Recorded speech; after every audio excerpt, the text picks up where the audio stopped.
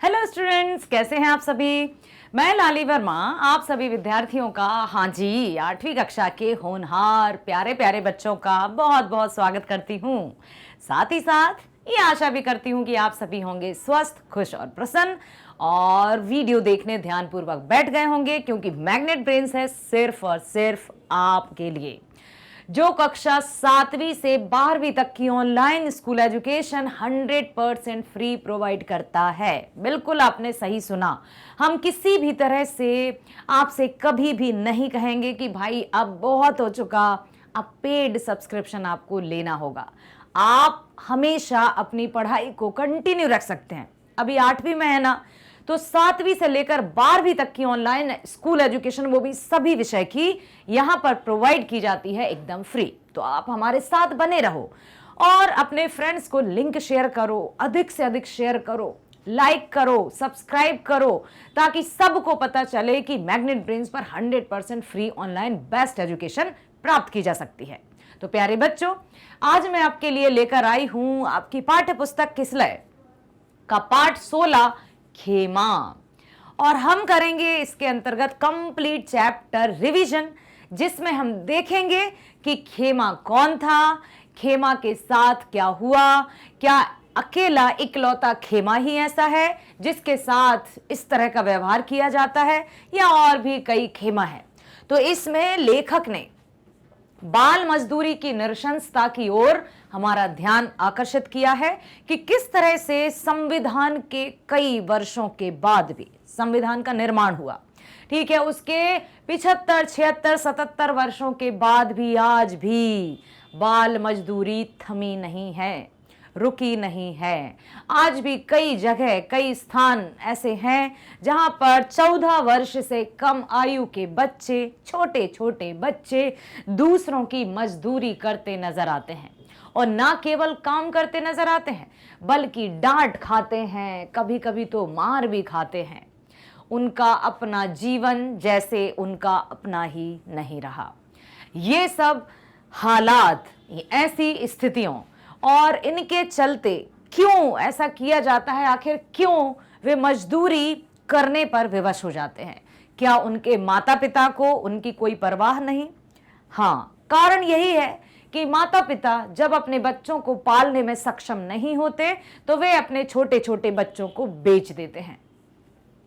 बाल मजदूरी की नृशंसता को उभारने वाली कहानी खेमा हमें बाल श्रमिकों के प्रति संवेदनशील बनाती है कि कैसे कैसे वे छोटे छोटे बच्चे, 8, 9, 10, 11, 12 साल के छोटे छोटे बच्चे दूसरों के अधीन रहकर काम करते हैं, डांट खाते हैं, गाली गलौज सुनते हैं, मारपीट खाते हैं। तब कहीं जाकर उन्हें 2 वक्त की रोटी नसीब हो पाती है, वो भी सही समय पर नहीं, जब उनका मालिक चाहेगा तब। तो ये जो कहानी है वो बाल मजदूरी पर जो अत्याचार किए जाते हैं, छोटे छोटे बच्चों पर जो शोषण किया जाता है, उसी की ओर हम सब का ध्यान आकर्षित करती है। बाल अधिकारों की अवधारणा समकालीन विमर्श का महत्वपूर्ण गद्य है। कहानी इसके प्रति भी हमें जागरूक बनाती है। अब हम चलते हैं कि इस कहानी में क्या है। हाँ, तो अब देखो, गली के नुक्कड़ पर बिना नाम की एक चालू अस्थाई होटल। गली के नुक्कड़ पर एक कोने में, एक चौराहे पर एक छोटी सी एक होटल है जो कि बिना नाम के है। कोई उसका टाइटल नहीं है, कोई उसकी पहचान नहीं है, और साथ ही साथ चल रही है, लोगों का आवागमन है, वहां पर चाय शाय पीने आते हैं। अस्थाई है, कभी यहां तो कुछ समय बाद वो कहीं और भी जाकर लग सकती है। ऐसी ही होटल का एक दृश्य है जहां पर 8-9 वर्ष का एक छोटा सा बच्चा काम करते नजर आ रहा है, मजदूरी करते नजर आ रहा है। बाल मजदूरी, चाइल्ड लेबर, जिसको कानूनन अपराध माना गया है, वही खुलेआम हो रहा है। ना केवल इस तरह की होटलों में ही, बल्कि ऐसे कई स्थान हैं जहां पर छोटे छोटे बच्चे काम करते नजर आते हैं, किसी की डांट खाते नजर आते हैं, किसी की पिटाई खाते नजर आते हैं, आंसू खुद पोंछते नजर आते हैं। ऐसा हो रहा है। टूटी सी टेबल पर चाय बनाने के लिए भट्टी के साथ लगा लाल पंखा। टूटी सी टेबल है, क्योंकि आप देखो ना, बिना नाम की एक चालू और अस्थायी होटल है, एक टूटी सी टेबल है, कुछ भी सही नहीं है, क्योंकि वो सिर्फ एक चाय बनाने का एक मतलब ये समझ लो कि भाई ठीक है, एक ठिकाना है कि यहाँ पर चाय बन रही है, मालिक है और एक छोटा सा बच्चा। पास ही दीवारों से सटे एक टेबल पर 8-10 लीटर दूध से भरा एल्यूमिनियम का भगोना और चाय। भगोना तो जानते हैं ना, इस तरह का बड़ा सा एक पतीला होता है जिसमें दूध वगैरह रखा जाता है, इस तरह का। तो उसमें दूध भरा है, 8-10 लीटर दूध भरा हुआ है, एल्यूमिनियम का भगोना है और चाय, शक्कर के डिब्बे, एक छींका जिसमें 8-10 गिलास रखे हैं। छींका मतलब जो जाली नुमा एक बर्तन रहता है, उस पर ग्लास व्लास रख देते हैं ताकि नीचे कहीं गिरकर टूट ना जाए। तो ये किया है लेखक ने होटल का पूरा दृश्य का चित्रण कि किस तरह का है और कैसी होटल है और वहां पर कौन कौन काम करता है।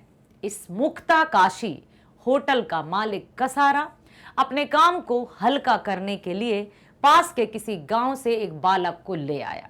अब मुक्ताकाशी होटल, मुक्ताकाश, कोई छत नहीं है, कोई बिल्डिंग नहीं है, कोई इमारत नहीं, बस खुले आसमान के नीचे एक टूटी फूटी सी होटल है जिसका मालिक कसारा है। अब उसने सोचा कि अपने काम को थोड़ा सा कम कर लिया जाए, तो वो गांव से एक छोटे से बालक को ले आया। और छोटे से बालक अर्थात किसको ले आया? गरीब मजदूर पिता का बालक। ऐसा पिता, ऐसा बाप जो अपने बच्चों की परवरिश नहीं कर सकता। ऐसे माता पिता जो अपने बच्चों की परवरिश नहीं कर पाते, वो अपने बच्चों को मजबूरी वश बेच देते हैं। ऐसा ही हुआ है खेमा के साथ। कुछ तुतलाते बोलते इस बालक का नाम था खेमा। सही से बोलना तक नहीं सीखा है बच्चा भी। छोटा सा बच्चा, 8-9 वर्ष का बच्चा जिसके दूध के दांत अभी गिरे नहीं हैं, बोलना सही से आता नहीं है, और उसके बाप ने, उसके पिता ने बेच दिया उसे होटल के मालिक को कि जाओ, तुम्हें जैसे रखना है इसको रखो। उस बच्चे के जीवन पर, उस बच्चे के बचपन पर क्या बीती, वही हम यहाँ पर देखने वाले हैं।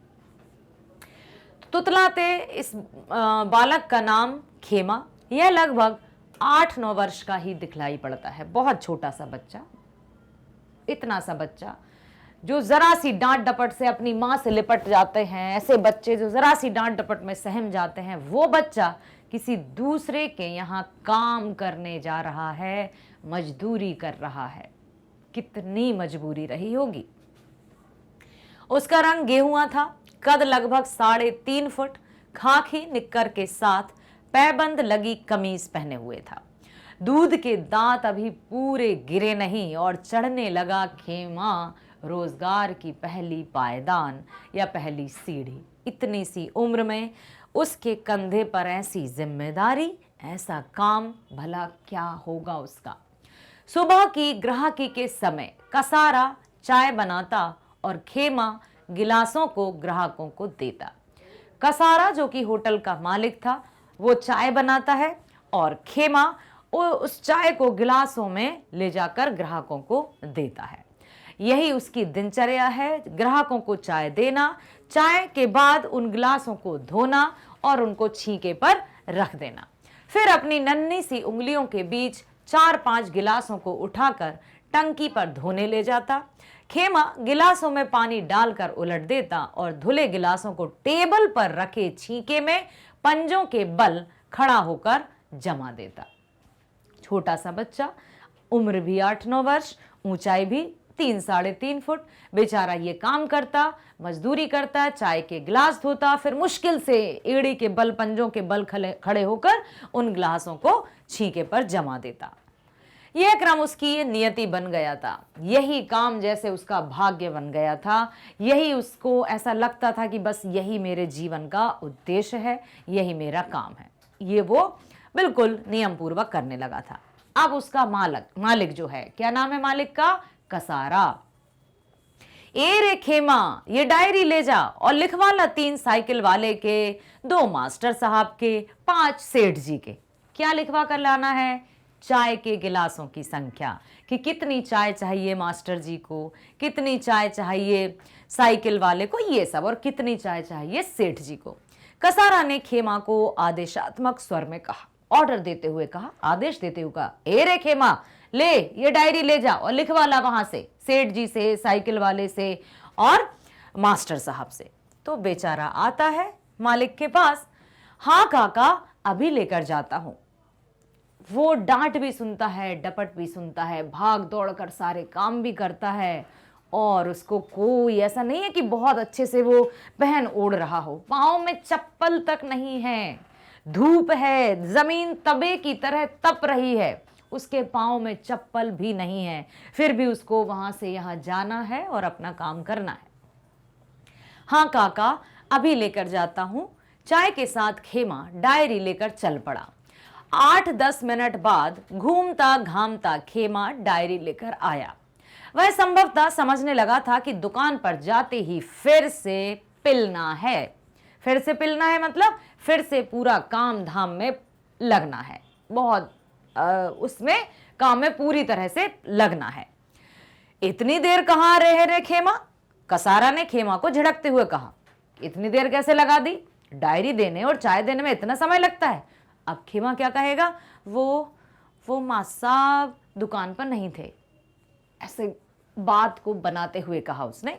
उसको पता था कि मैं सही नहीं बोल रहा हूं, लेकिन उसको पता था कि वहां जाकर काम पर लगना ही है, तो थोड़ा सा यहां वहां खड़ा हो गया, देख लिया यहां वहां का नजारा। वो मास्टर साहब दुकान पर नहीं थे। खेमा सफेद झूठ बोल गया। कुछ समय बाद खेमा उठा और गिलास धोने लगा, जो कि उसका काम था। जब होटल पर चाय पीने वाले इक्के दुक्के लोग रह गए, तब खेमा ने अपने सेठ कसारा से कहा। क्या कहा? मेरे पैर जलते हैं, चप्पल ला दो काका। जैसे तैसे उसने हिम्मत करके अपने मालिक कसारा से कहा कि मेरे पांव जलते हैं, चप्पल ला दो ना काका। अब क्या कसारा उससे कहेगा, हाँ बेटा तू चप्पल चाहिए, चल मेरी ही चप्पल पहन ले, ऐसा कुछ हुआ होगा, चलो कल ला कर दे दूंगा, ऐसा कुछ हुआ होगा? नहीं, चप्पल मांगने पर देखिए, अभी रख दूंगा चप्पलें सिर पर, चल अपना काम कर, बड़ा आया चप्पलें पहनने वाला। इस तरह से उसके मालिक ने उसको डांटते फटकारते हुए कहा, जो कि छोटा सा बच्चा, 8-9 वर्ष का छोटा सा बच्चा, 8-9 वर्ष का कितना छोटा बच्चा रहता है आप सोचो। इस तरह से उसने डांटा तो वो सहम गया और कुछ नहीं कह पाया। खेमा निराश हो गया। अप्रैल का महीना था, धूप गहराने लगी थी। नंगे पैर खेमा इधर कोल्हू के बैल की तरह घूमता रहता। जूठे गिलास धोने जाता तो पहले अपने पैर धोता, शायद जलते पैरों पर पानी गिरने से खेमा को क्षणिक तसल्ली मिलती थी। अप्रैल की गर्मी थी। अप्रैल मतलब हिंदी के महीनों में हम देखा जाए तो वैशाख और ज्येष्ठ की तपती दोपहरी। ऐसा लगता है जैसे आकाश से सूरज आग के गोले बरसा रहा है और जमीन मानो तवे सी तप रही है। ऐसी स्थिति में छोटे से बच्चे, जो उसके पैर भी कितने कोमल कोमल होंगे, उन पैरों में बिना चप्पल के वो यहां वहां घूमता, और आखिर उसके वश में था भी क्या।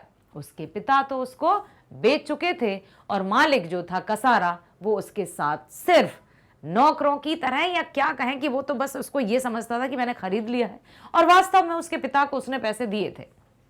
लेकिन कसारा के मन में खेमा के प्रति कोई संवेदन भावना नहीं थी, कोई ऐसी मतलब भावना नहीं थी जिससे वो उसके प्रति दया का भाव दिखा जाए। काम निपटा कर कसारा रोटी खाने बैठा। अब जो भी चाय वाय थी, ग्राहक चले गए, अब कसारा तो रोटी खाने लगा। अब उस कसारा को क्या चाहिए था कि उस छोटे से बच्चे को भी रोटी खाने बिठा ले, खाना खाने बिठा ले, लेकिन नहीं, वहां खेमा बैठा हुआ है, भूखा है, उसने भी कुछ भी नहीं खाया है। जबकि छोटे छोटे बच्चे दिन में 10 बार खा लेते हैं, कहीं यहां से कहीं वहां से, लेकिन बेचारा वो चाय दे देकर, चाय परोस परोस कर, दूसरों को देख देख कर, मुंह ताक ताक कर ही जीवन जीता है। और काम निपटा कर जब कसारा रोटी खाने बैठा 2 रोटी, प्याज और चटनी लेकर खाना खाने लगा। खेमा भी इसी टोह में था, इसी इंतजार में था कि अब खाना मिल जाएगा, क्योंकि वो अपनी मर्जी से तो खाना भी नहीं खा सकता था।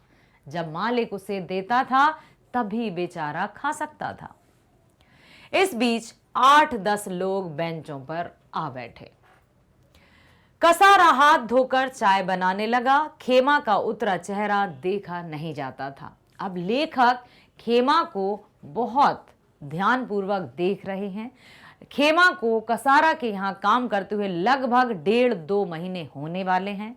लेखक पूरी तरह से खेमा पर नजर रख रहे हैं कि क्या काम करता है, कैसे अपना जीवन जीता है, कैसे उसका मालिक उसके साथ दुर्व्यवहार करता है। ये सब कुछ मालिक जो थे ना लेखक, वो देख रहे थे।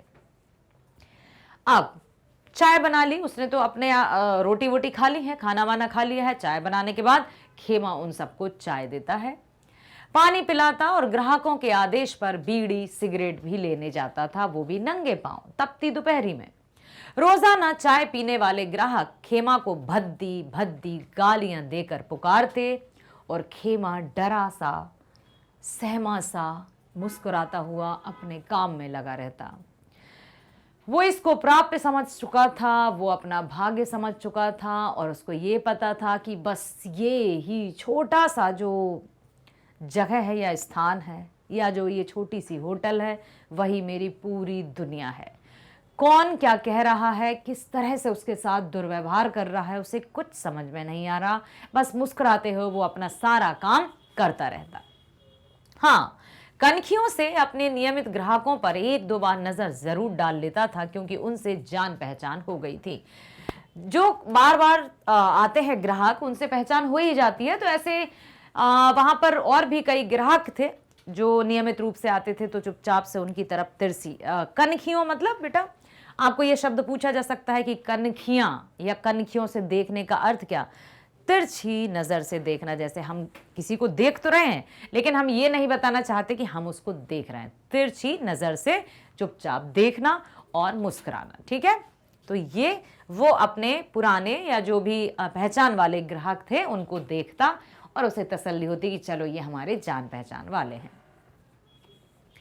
एरे खेमा कहकर रोटी की तरफ इशारा करके कसारा पास के बरामदे में दोपहर की झपकी लेने लगा। अब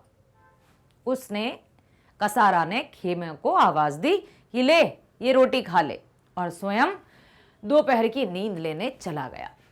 खेमा ने भी अपना पेट भरा, उसको भी थकान के मारे नींद आने लगी। कसारा के सोते भला खेमा कैसे आराम कर सकता था। गर्म हवा सहता, थकान का मारा खेमा बैठे बैठे झपकियां ले लेता। कुछ बात समझ में आई?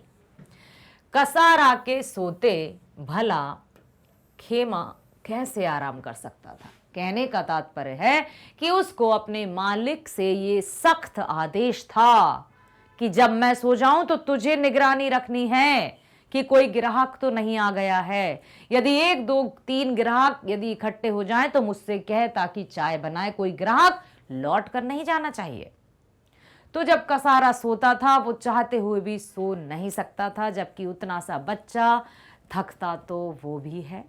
बच्चे तो खेल खेल में ही थक जाते हैं, स्कूल जाते हैं, स्कूल जाते समय खिले खिले से और आते हैं जैसे बिल्कुल थक कर चूर हो गए हैं। लेकिन वो छोटा सा बच्चा दिन रात पूरी तरह से वहाँ झाड़ू, बर्तन धोना, ग्राहकों को सामान लाना, ये सब लाना, ऊपर से अपने मालिक की डांट खाना, उसका दुर्व्यवहार सहना, ये सब कुछ हो रहा है और वो बेचारा ये सब कुछ सह रहा है। कभी सिर पास की दीवार से टकरा जाता तो वह मुंह की लार हथेली से साफ करके उठ बैठता और कसारा की तरफ देखता कि कहीं मालिक ने देख तो नहीं लिया कि मैं सो रहा हूं। डर जाता चुपचाप से, ऐसा लगता कि कहीं वो देख ना ले, नहीं तो मुझे डांट पड़ेगी, मुझे मार पड़ सकती है। तो इस तरह से बेचारा डरता रहता। अब होटल के पास क्लिनिक होने से सुबह शाम ज्यादा चाय बिकती थी। हर तरह के बीमार क्लिनिक में उपचार करने आते, दवाई लेते, चाय पीते। ना जाने कितनों की बीमारी के जीवाणु खेमा के शरीर को बीधेंगे। अब देखो, होटल के पास क्या था बेटा? क्लिनिक, जहां पर दवाइयां मिलती हैं। आप सब जानते हो, आते हैं मरीज, कई तरह के मरीज आते हैं। तो उसका जो था, सुबह और शाम उसकी होटल की अच्छी खासी बिक्री होती थी, बहुत अच्छा काम चलता था, धंधा चलता था, जिससे कि खेमा पूरी तरह से दिन भर सुबह और शाम खास तौर से बहुत व्यस्त रहता था। और हर तरह के वहाँ पर बीमार आते, मरीज आते, कितनों का कैसा कैसा माहौल। अब देखो, यहाँ पर लिखा है कि दवाई लेते, चाय पीते, ना जाने कितनों के बीमारी के जीवाणु खेमा के शरीर को बीधेंगे। कितने बीमार जो लोग हैं, उनके जीवाणु, जम्स जो भी हैं, वो उस छोटे से बच्चे पर प्रभाव करेंगे। और आखिर क्या होगा उस छोटे से बच्चे का? कैसे अपने जीवन को वो खुशहाल बनाएगा? क्या उसका जीवन सिर्फ यही है? क्या उसका संपूर्ण जीवन इसी तरह से बीतने वाला है? लेखक ये सब देख रहे हैं। खेमा इन सब से बेखबर अपने काम में लगा रहता है। खेमा को आए लगभग 2 महीने हो चुके थे। खेमा की सारी दुनिया कसारा के होटल में सिमट गई थी। उसको यही लगता था कि बस अब तो मेरा यही काम है, मालिक की डांट खाना, ग्राहकों को चाय देना, फिर ग्राहकों के लिए कुछ सामान लाना। तपती दोपहरी में पाँव जल रहे हैं, फिर बार बार जब ग्लास धोता तो अपने पाँव पर पानी भी डाल लेता ताकि उसकी जलन शांत हो सके। और उसको पूरी दुनिया उसी छोटी सी होटल में सिमटी हुई नजर आती। एरे खेमा, कसारा ने पंखा घुमाते हुए जोर से आवाज सुनाई। आ रहा हूं। पास के जनरल स्टोर पर बैठा खेमा दौड़कर आया। कहां मर गया था? ये बर्तन क्या तेरा बाप धोएगा? हे प्रभु, पढ़कर ही अजीब सा लग रहा है उस छोटे से बच्चे के साथ। और एक बात बता दूं ना बेटा, सिर्फ ये किसी एक बच्चे का काम नहीं है, या सिर्फ किसी एक बच्चे की कहानी नहीं है। ऐसे अनगिनत खेमा, ऐसे अनगिनत बच्चे हैं आज भी जो बाल मजदूरी का शिकार बने हुए हैं, जो लोगों का शोषण सह रहे हैं, जो लोगों का अत्याचार सह रहे हैं। क्या होगा उस देश का जिसका भविष्य इतने अंधकार में होगा? कैसे रहेगा, क्या होगा, कुछ समझ में नहीं आता। बेचारा आया और कसारा ने आंखें निकाली। कसारा के ताने सुनता खेमा बर्तन साफ करने जा बैठा। एरे खेमा, पहले यहां आके 4 चाय जनरल स्टोर पर दे आ। कसारा ने नाटकीय क्रोध में कहा। पहले इधर आ और 4 चाय जाकर जनरल स्टोर पर दे आ। जा रहा हूं, खेमा ने शांत स्वर में कहा। शाम होते होते बर्तनों की सफाई नहीं हुई, इस कारण खेमा की पिटाई भी हो गई। अब वो काम करे तो कब, नन्हे नन्हे से हाथ, खुद भी इतना सा छोटा सा, वो क्या क्या काम करे। ना तो उसे अपने लिए कुछ खाने को है, ना अपनी मर्जी से वो खा सकता है, ना कहीं जा सकता है, ना उठ सकता है, ना बैठ सकता है, और ना ही अपनी मर्जी से सो ही सकता है। ऐसे ही करते करते शाम हो गई तो बर्तन नहीं धुले, जिसके कारण मालिक ने उसकी पिटाई भी लगा दी। खेमा बाल्टी लेकर हैंडपंप पर गया और जैसे तैसे पानी की बाल्टी ले आया। संभवतः कसारा का खौफ खेमा में उत्तेजना भर देता था। जब भी खौफ मतलब उसका डर, उसके डर से खेमा बहुत जल्दी जल्दी काम करता था, जैसे उसमें 2 गुनी ताकत आ गई। खौफ से बालक स्थिर हो बैठा रहता है, जबकि अन्य, यदि हम किसी दूसरे बच्चों की बात करें तो डर के कारण वो सहमे से बैठे रहते हैं, लेकिन खेमा इसके विपरीत था। वो जल्दी जल्दी काम कर लेता था। परंतु खेमा तो कसारा के खौफ के आगे मशीन की तरह दौड़ता रहता है। रात होने से पहले खेमा ने सभी बर्तनों की सफाई कर दी। कसारा और खेमा ने खाना खाया। कुछ देर बाद दोनों अपने अपने बिस्तर पर लेट गए।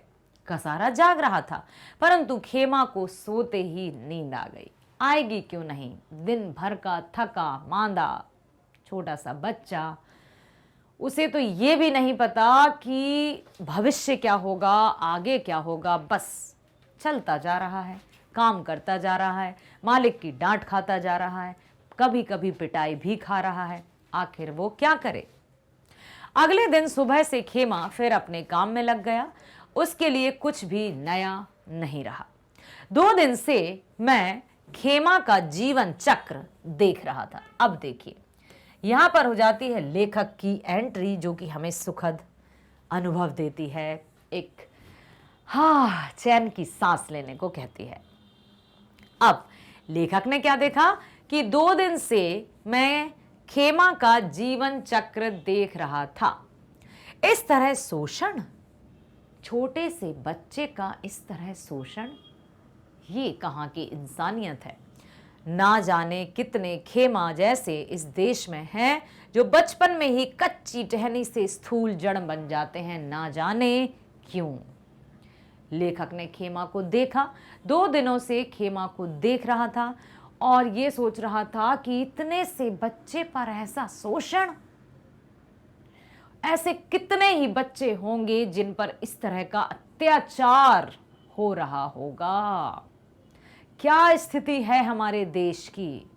जो देश बड़ी बड़ी बातें करते हैं, जहां के नेता, राजनेता बहुत बड़े बड़े वादे करते हैं, ये हो जाएगा, वो हो जाएगा, ऐसा हो जाएगा, वो हो जाएगा, लेकिन परिणाम स्वरूप आज भी कई ऐसे स्थान हैं जहां छोटे छोटे बच्चे मजदूरी करते नजर आते हैं और उन्हें पेट भरकर खाना भी नहीं मिलता।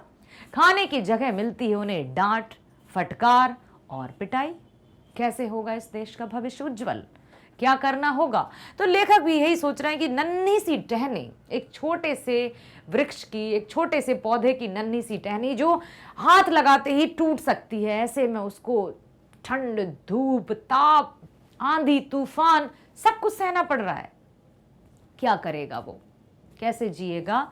क्या होगा उसका? जहां उसके हाथ में खिलौने होना चाहिए, किताबें होनी चाहिए, खेल के मैदान में खेलते नजर आना चाहिए, लेकिन वो काम करते नजर आ रहा है, मालिक की डांट खाते नजर आ रहा है, लोगों की गालियां सुनते नजर आ रहा है। कैसा व्यक्तित्व होगा उसका? कैसे उसका व्यक्तित्व का निर्माण होगा और कैसे वो एक सभ्य और सफल व्यक्ति बन पाएगा? जानकारी करने पर मुझे पता चला कि खेमा के माता पिता ने बच्चों के भरण पोषण के दायित्व से मुक्ति पाने के लिए अपने 4 बच्चों को बेच दिया। उसमें से सबसे छोटा था खेमा। खेमा भाइयों में सबसे छोटा था। मैंने सोचा खेमा को कुछ समय अपने पास रखकर स्कूल में दाखिला दिलवा दूं। दाखिला समझते हो?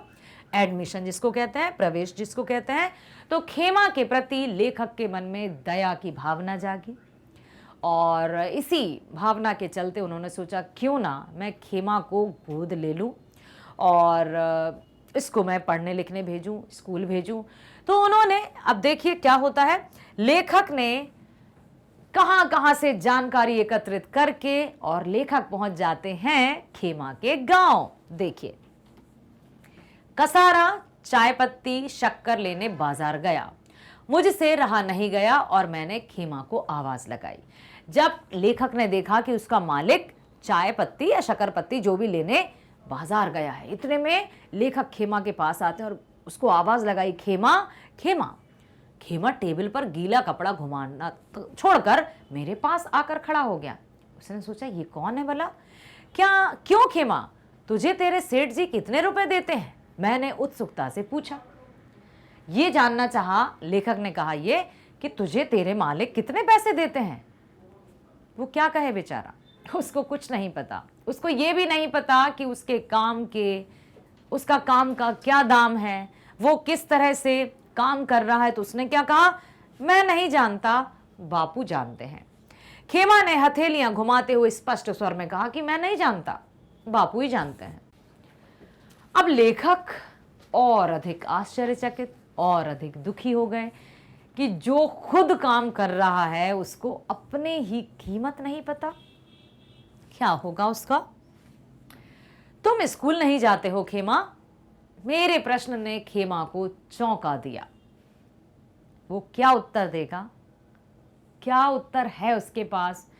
एकदम से चौंक गया वो। जैसे ही उसने कहा तुम स्कूल नहीं जाते, चौंक गया, चौंक कर देखने लगा। मेरी तो पढ़ने की इच्छा है पर बापू स्कूल नहीं भेजते साहब। मेरी तो पढ़ने की इच्छा है, पर बाबू स्कूल नहीं भेजते। कहते कहते खेमा मेरे सामने बैठ गया। उससे पहली बार किसी ने इस तरह से बात की। उसके मन में, मतलब उसके मन को इतना अच्छा लगा कि अब वो लेखक के पास बैठ गया। तू तेरे सेठ के पास खुश है? मैंने पूछा। खेमा निरुत्तर रहा, कुछ भी नहीं कह सका। आखिर वो कहता भी क्या? मेरे साथ चलेगा? मैंने दृढ़ता से कहा, मतलब पूरे विश्वास के साथ कहा। क्या काम करना पड़ेगा? मैं उसकी ये बात सुनकर निरुत्तर रह गया, क्योंकि उसको पता था कि यहाँ भी मेरे बाप ने, मेरे पिता ने मुझे काम के लिए बेचा है, और ये जो साहब आए हैं वो भी मुझे काम के लिए ही ले जा रहे होंगे। तो जैसे ही लेखक ने कहा कि मेरे साथ चलेगा, तो उस अबोध बालक ने, मासूम बच्चे ने क्या जवाब दिया? क्या काम करना पड़ेगा? लेखक निरुत्तर रह गए। नन्ही सी जान ने मुझे निरुत्तर कर दिया। स्कूल जाना, पढ़ाई करना, मेरे साथ रहना, मैंने प्यार से कहा। क्या कहा? स्कूल जाना, मेरे साथ रहना, पढ़ाई करना, प्यार से उसको कहा। खेमा को सुनकर जैसे अपने कानों पर भरोसा ही नहीं हो रहा था कि ऐसा भी कोई है। उसके चेहरे से प्रसन्नता छलकने लगी, प्रसन्नता झलकने लगी। मैंने 2-3 दिन तक छानबीन करके खेमा के गांव का पता लगाया और उसके पिता से मिलने गांव जा पहुंचा। उसका पिता टूटी फूटी झोपड़ी के बाहर खाट पर बैठा था, थका सा शरीर, उदास चेहरा। अब इससे आप समझ सकते हैं, टूटी फूटी झोपड़ी के बाहर एक खाट पर बैठा था। खाट तो आप समझते हो? खाट समझते हो? जैसे लकड़ी की ऐसी रहती है ना, इस तरह से बुनाव रहता है उसमें। आप सबने खाट देखी है, जिसको खटिया भी कहते हैं। ऐसी गांव में आज भी है। अब तो बहुत कम बची हैं गांव में, लेकिन फिर भी आप, आशा करती हूँ आप सबने देखा होगा कि खाट, इस तरह की खाट पर खेमा का पिता बैठा है अपनी झोपड़ी के बाहर खाट पर। मुझे देखकर उठा और हाथ जोड़कर भय मिश्रित आश्चर्य से देखने लगा, डर से देखने लगा।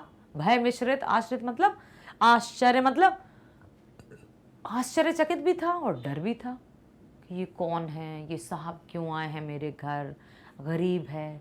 उसे तो, जो गरीब रहते हैं उन्हें हर बात से डर रहता है, तो बड़ा डर रहा था वो। आप? खेमा के पिता ने पूछा। मैं अध्यापक हूं, खेमा को जानता हूं, मैंने कहा। वो एक होटल पर है साहब। खेमा के पिता ने दीर्घ श्वास छोड़ते हुए कहा। वो एक होटल पर है साहब। इस तरह से मुझे मालूम है, मैं चाहता हूं कि खेमा को पढ़ाऊं, उससे अच्छा इंसान बनाऊं, इसलिए खेमा को लेने आया हूं, मैंने सहजता से कहा। क्या कहा लेखक ने? हाँ, मुझे पता है कि खेमा होटल में काम करता है। मैं बस इसलिए आया हूं कि मैं चाहता हूं कि मैं खेमा को अपने साथ ले जाऊं, उसको पढ़ाऊं, उसको एक अच्छा इंसान बनाऊं, ताकि वो अपने पैरों पर खड़ा हो सके। ये सब सुनकर उसके पिता के चेहरे पर भी प्रसन्नता के भाव नजर आए। जैसा कि देखो, खेमा के पिता की आंखें भर आईं। निश्चय ही उसके मन में अपने बच्चे के प्रति अनुराग उमड़ रहा था। वो अपने बच्चे के प्रति इस तरह की बातें सुनकर जैसे गदगद हो गया, भाव विभोर हो गया। उसकी आंखें भर आईं कि मालिक, तूने भी, तेरे रूप में ये किसको भेजा है जो मेरे बच्चे के जीवन को संवारने आया है। ठीक है, पर कसारा को उसके रुपए लौटाने पड़ेंगे, खेमा का पिता बोला।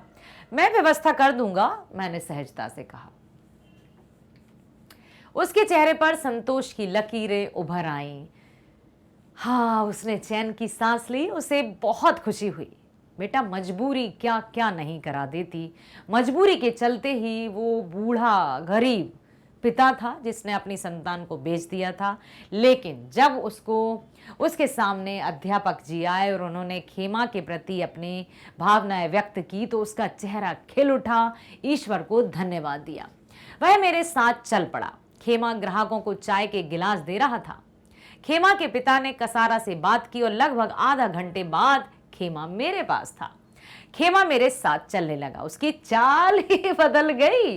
बेचारा होटल में इस तरह से रहता था और जब गया तो बिल्कुल ऐसे, बिल्कुल बेहतरीन तरीके से, जैसे पिंजरे से पंछी मुक्त हुआ हो।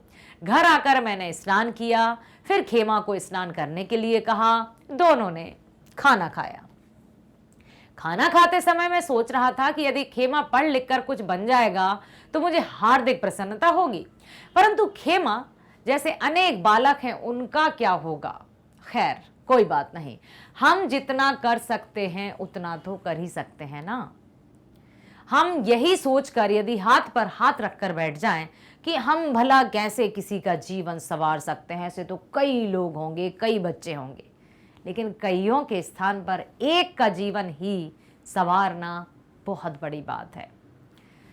रात को मैं सोने लगा तो खेमा मेरे पास आया, मेरे पैर दबाने लगा। मैं उठ बैठा और पूछा कि मेरे पैर क्यों दबा रहा है। तो पता चला कि खेमा रोज रात को 2 घंटे कसारा के पांव दबाता था। ये सुनकर मेरी आंखें भर आई। मैं भाव विभोर हो गया कि उस छोटे से बच्चे को, इस नन्ही सी जान को कितना काम करना पड़ता था। उसने कहा नहीं नहीं। लेखक ने कहा नहीं बेटा, इसकी जरूरत नहीं है, तुम सो जाओ। मैंने प्यार से खेमा के सिर पर हाथ फेरा। मैंने उसे बिस्तर पर सो जाने के लिए कहा। कच्ची नींद में सोया खेमा करीब 2 घंटे बाद बड़बड़ाने लगा। आया सेठ जी। संभवतः कसारा की आवाज अर्ध निद्रावस्था में खेमा को सुनाई दी। हेरे खेमा। उसकी अर्ध निद्रा में, आधी नींद में बड़बड़ाने लगा, आया सेठ जी। लेखक ये सुनकर समझ गए कि बच्चे के दिमाग से अभी भी वो दर्द, वो बंदिश, वो पिंजड़े की जो गुलामी थी वो अभी निकली नहीं है। समय लगेगा लेकिन सब ठीक हो जाएगा। आइए चलते हैं प्रश्नों की तरफ। खेमा कसारा के होटल पर काम क्यों करता था? हमने पढ़ा था, हमने अभी जाना कि खेमा का पिता बहुत गरीब था और गरीबी के चलते वो अपने बच्चों का पालन पोषण करना नहीं चाहता था या नहीं कर सकता था। इस कारण से उसने कसारा अर्थात एक होटल के मालिक को बच्चे को बेच दिया था। वो अपने 4 बच्चों को बेच चुका था। खेमा एक गरीब बाप का बेटा था। बाप अपने 4 बच्चों को भरण पोषण के भार से बचने के लिए सबको बेच दिया था। खेमा को कसारा ने खरीद लिया था, इसलिए खेमा कसारा के होटल में काम करता था। खेमा द्वारा चप्पल की मांग करने पर कसारा ने बेरुखी क्यों दिखाई? क्यों कहा जब मेरे पैर जलते हैं चप्पल ला दो काका? आराम से कहा। जब खेमा ने देखा कि उसकी होटल पर सिर्फ 2-4 व्यक्ति ही हैं, ऐसे में उसने कहा। यह कहते हुए खेमा ने जब चप्पल की मांग की तो कसारा ने जवाब देते हुए कभी अब रख दूंगा चप्पलें सिर पर, चल अपना काम कर। बड़ा आया चप्पलें पहनने वाला। यह सुनकर खेमा निराश हो गया। खेमा द्वारा चप्पल की मांग करने पर कसारा ने बेरुखी क्यों दिखाई? वो इसलिए दिखाई ताकि वो बात बात पर फिर बार बार ना कह सके कि मुझे चप्पल चाहिए, चप्पल चाहिए।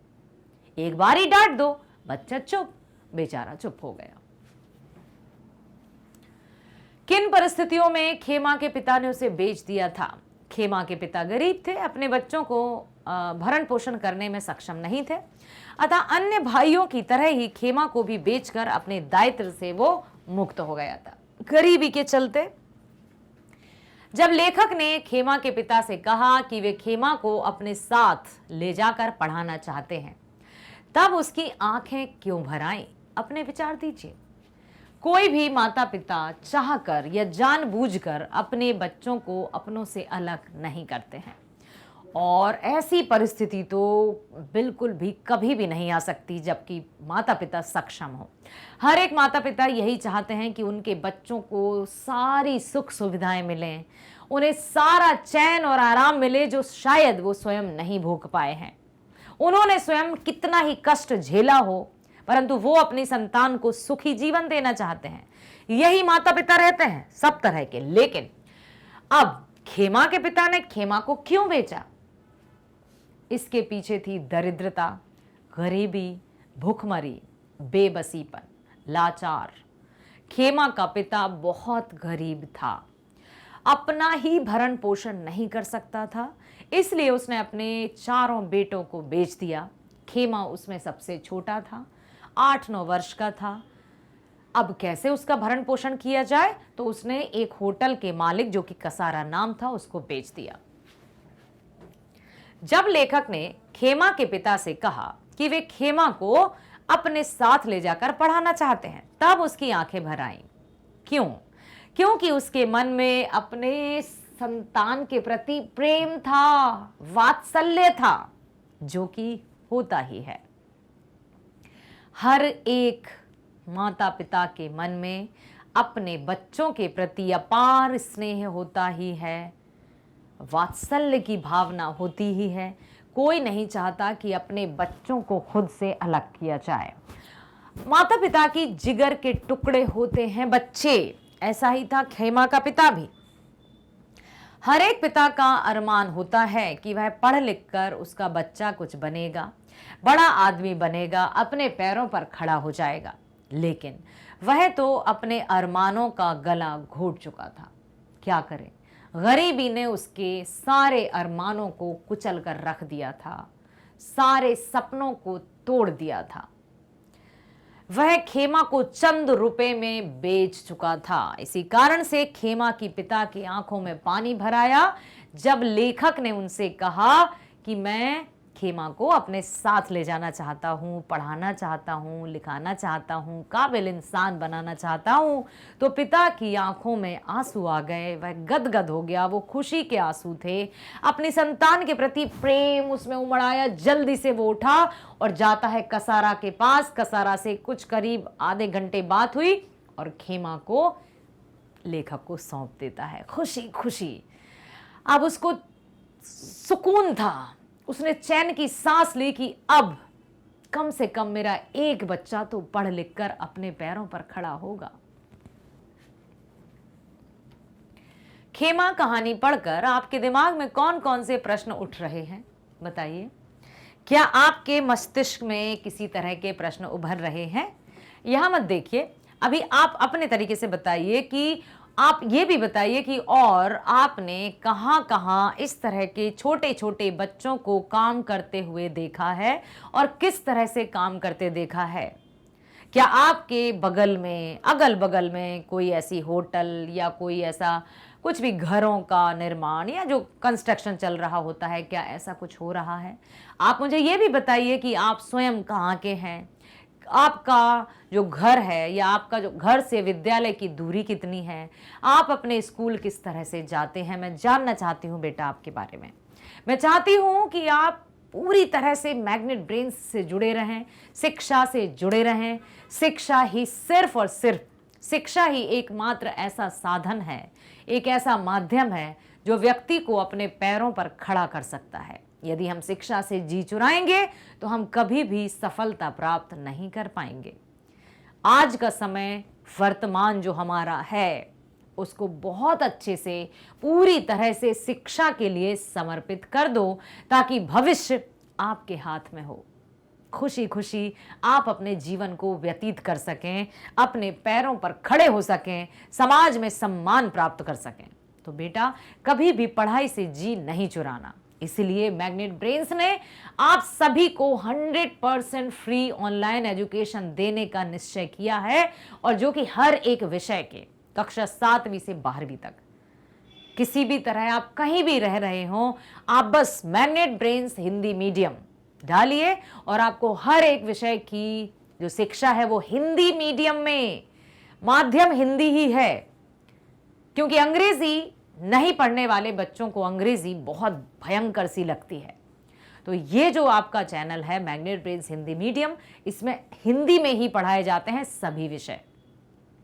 आप सभी जो भी आज मुझे देख रहे हैं वो अपने फ्रेंड्स को, अपने मित्रों को, अपने दोस्तों को बताओ कि मैग्नेट ब्रेन्स हिंदी मीडियम पर सभी विषय, चाहे वो विज्ञान हो, गणित हो, सामाजिक विज्ञान हो, हिंदी में पढ़ाया जाता है बेटा, ताकि आप सभी बच्चे जो अंग्रेजी को नहीं समझ पाते हैं वे समझकर शिक्षा प्राप्त कर सकें और आगे अपने लक्ष्यों की प्राप्ति कर सकें। बताइए, खेमा पढ़कर, खेमा कहानी पढ़कर आपके मन में कौन कौन से प्रश्न उभर रहे हैं कि ऐसा आखिर क्यों? क्या सरकार ध्यान नहीं देती है कि कौन सा बच्चा कहाँ है? क्योंकि आपने अक्सर सड़कों पर देखा होगा, बच्चों को काम करते देखा होगा, इसी तरह के होटलों पर बर्तन झाड़ू पोछा लगाते देखा होगा, बड़े बड़े जो महलों में लोग रहते हैं उनके घर में छोटे छोटे बच्चे कहीं कार साफ करते नजर आते होंगे, कहीं मोटर गाड़ी साफ करते नजर आते होंगे, देखा ही होगा आपने। तो ये सब है। तो इस कहानी को पढ़कर हमारे दिमाग में अनेक तरह के प्रश्न उठते हैं, जैसे मनुष्य अपने संतान को क्यों बेचता है? क्या संतान के भरण पोषण के दायित्व से बचना पिता का कर्तव्य है? बिल्कुल नहीं। संतान बेचने वाला मनुष्य क्या पशु नहीं है? क्या बाल मजदूरी रोकने के लिए सरकार को कड़ा कदम नहीं उठाना चाहिए? कई तरह के प्रश्न आपके मस्तिष्क में अवश्य उभर रहे होंगे। तो इन सभी प्रश्नों के लिए आपको चिंतित होने की जरूरत नहीं है। अब हम चलते हैं अगले प्रश्न की ओर। कसारा का होटल छोड़ने के बाद खेमा के जीवन में किस प्रकार का परिवर्तन आया होगा? क्योंकि पता तो है नहीं हमें, और पाठ में कोई जिक्र भी नहीं है कि जब वो लेखक के साथ चला गया तो उसके जीवन में किस तरह का परिवर्तन आया। कुछ नहीं लिखा है। हमें ये अनुमान लगाना है कि जब वो कसारा का होटल छोड़कर लेखक के साथ चला गया तो उसके जीवन में क्या परिवर्तन आया होगा। लेखक स्वयं, जो कि एक अध्यापक थे, और बड़े जैसे ही कसारा के होटल से गया ना, उसकी चाल ही बदल गई एकदम। जैसे पंछी जैसे पिंजरे में बंद रहता है तो वो कितनी भी कोशिश कर ले, वो उतनी स्वतंत्रता पूर्वक ना तो बोल पाता है ना ही कुछ कर पाता है, लेकिन जैसे ही पिंजरा खुला और वो खुले आकाश में उड़ जाता है, अपनी आज़ादी की उड़ान भरता है, चैन की सांस लेता है। ठीक वैसे ही खेमा भी नजर आया था हमें कि बिल्कुल उसकी चाल ही बदल गई। तो कसारा का होटल छोड़ने के बाद खेमा के जीवन में अनेक परिवर्तन आए होंगे, कई परिवर्तन आए होंगे। जैसे वह संतुष्ट होगा, खुश हुआ होगा, वह पढ़ाई पर खूब ध्यान देता होगा, उसके खान पान, रहन सहन, बोली वाणी, सब कुछ में परिवर्तन आया होगा।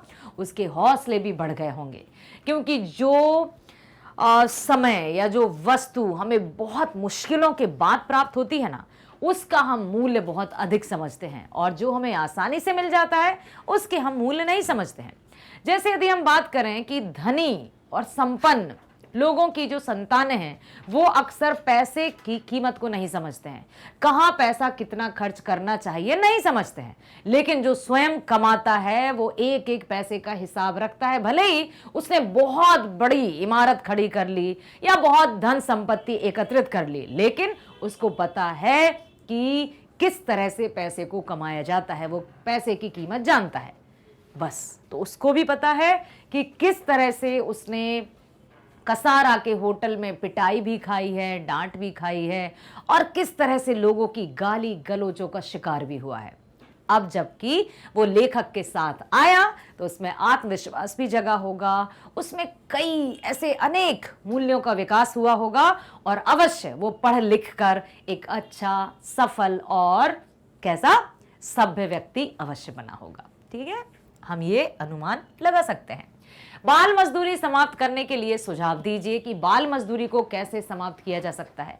क्या बाल मजदूरी को, अच्छा प्रश्न ये भी है, क्या बाल मजदूरी को समाप्त किया जा सकता है? कर सकते हैं कैसे? यदि हम और आप, हम सब मिलकर चाहें तो हो सकता है, लेकिन सभी के विचार कभी भी एक से नहीं होते। बाल मजदूरी को समाप्त करने के लिए मेरा सुझाव है कि बाल मजदूर रखने वालों को कड़ी से कड़ी सजा दी जाए, और साथ ही मैं तो कहूंगी कि उन माता पिता को भी अच्छे से डांट फटकार लगा दी जाए, पहले से ही हिदायत दे दी जाए कि कोई भी अपनी संतान को बेच नहीं सकता। तभी तो सरकार द्वारा कई कानून चलाए गए हैं, हम दो हमारे दो, बच्चे कम ही अच्छे, छोटा परिवार सुखी परिवार, पहले ऐसा कुछ नहीं था। पहले बड़ा मतलब ये था कि ना कोई डॉक्टर्स हुआ करते थे, ना कोई चिकित्सा हुआ करती थी, ना कोई इलाज हुआ करते थे। तो इसलिए बच्चे भी, संतान भी कई हो जाती थी और जिनका भरण पोषण नहीं कर पाते थे माता पिता, तो उनको बेच देते थे। तो यदि इस तरह का बाल मजदूर जो रखते हैं उनको कड़ी से कड़ी सजा दी जाए, गरीब बच्चों को पढ़ाई लिखाई के लिए विशेष योजना तैयार हो। हमारे संविधान में वैसे भी लिखा हुआ है, संविधान के आर्टिकल नंबर 343 आई थिंक, और आप देखकर मुझे बताइएगा कि कौन सा अनुच्छेद है जिसमें लिखा है कि 6 से 14 वर्ष के बच्चों को निःशुल्क शिक्षा प्रदान की जाएगी। उनकी वेश, गणवेश या जो यूनिफॉर्म होती है उसको भी, किताबों का खर्च भी सरकार वहन करेगी, और ऐसा होता है। लेकिन इसके बावजूद भी बाल मजदूरी है। ठीक है, तो गरीब लोग जो अपने बाल बच्चों को नहीं पढ़ाते, उनके बाल बच्चों को धनवान लोग गोद लेकर उनकी पढ़ाई की व्यवस्था कर सकते हैं। गरीब माता पिता को भी अपनी आर्थिक मदद देकर बच्चों को बेचने या मजदूरी, बाल मजदूर बनने से रोका जा सकता है। ऐसे कई कार्य हैं जो हम कर सकते हैं, हम अपने सामर्थ्य के अनुसार उनकी सहायता कर सकते हैं। ठीक है, तो ये सरकार द्वारा और हम हर एक नागरिकों की भी ये जिम्मेदारी बनती है। आशा करती हूं बहुत ध्यानपूर्वक आपने सुना है और समझ में आया होगा। तो मेरे प्यारे बच्चों, पुनः मैं आपसे यही बात कहूंगी कि मैग्नेट ब्रेन्स पर आपको बने रहना है। मैग्नेट ब्रेन्स एक ऐसा माध्यम जो कक्षा 7वीं से 12वीं तक की ऑनलाइन स्कूल एजुकेशन, सभी विषय की स्कूल एजुकेशन एकदम फ्री प्रोवाइड करता है। शिक्षा जो कि आपको अपने लक्ष्य तक पहुंचाएगा, जो कि आपको अपने जीवन में एक सफल और सभ्य व्यक्ति बनाएगा, वही शिक्षा है मैग्नेट ब्रेन्स पर एकदम फ्री। तो बने रहिए हमारे साथ, मिलते हैं नेक्स्ट वीडियो में। स्वस्थ रहिए, खुश रहिए, खूब सफल व्यक्ति बनिए। Bye, thank you so much.